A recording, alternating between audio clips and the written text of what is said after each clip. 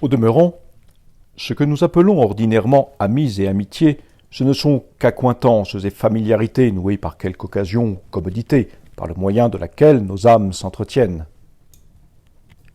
En l'amitié de quoi je parle, elles se mêlent et se confondent l'une en l'autre, d'un mélange si universel qu'elles effacent et ne retrouvent plus la couture qui les a jointes.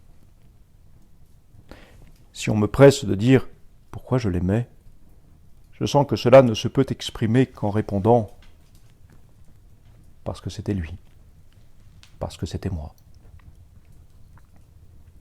Il y a au-delà de tout mon discours et de ce que j'en puis dire particulièrement, ne sais quelle force inexplicable et fatale médiatrice de cette union. Nous nous cherchions avant que de nous être vus, et par des rapports que nous ayons l'un de l'autre qui faisaient en notre affection plus d'efforts que ne porte la raison des rapports, je crois par quelque ordonnance du ciel, nous nous embrassions par nos noms. Et à notre première rencontre, qui fut par hasard en une grande fête et compagnie de ville, nous nous trouvâmes si pris, si connus, si obligés entre nous, que rien dès lors ne nous fut si proche que l'un à l'autre.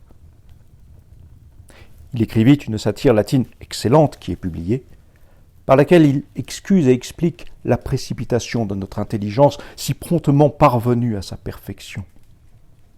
Ayant si peu à durer et ayant si tard commencé, car nous étions tous deux hommes faits, et lui plus de quelques années, elle n'avait point à perdre de temps et à se régler aux patronelles amitiés molles et régulières auxquelles il faut tant de précautions de longues et préalables conversations.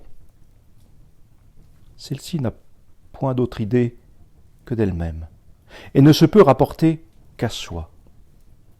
Ce n'est pas une spéciale considération, ni deux, ni trois, ni quatre, ni mille.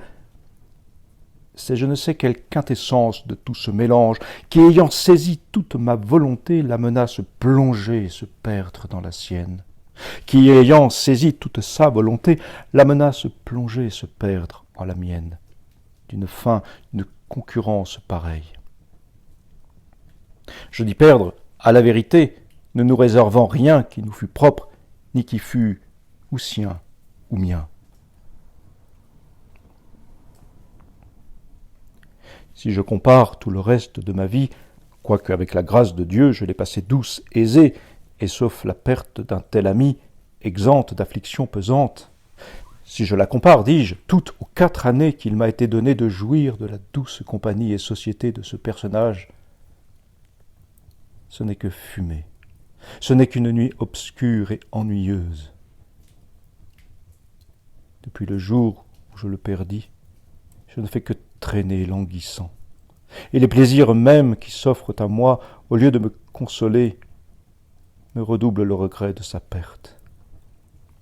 Nous étions à moitié de tout. Il me semble que je lui dérobe sa part. J'étais déjà si accoutumé à être deuxième partout qu'il me semble n'être plus qu'à demi.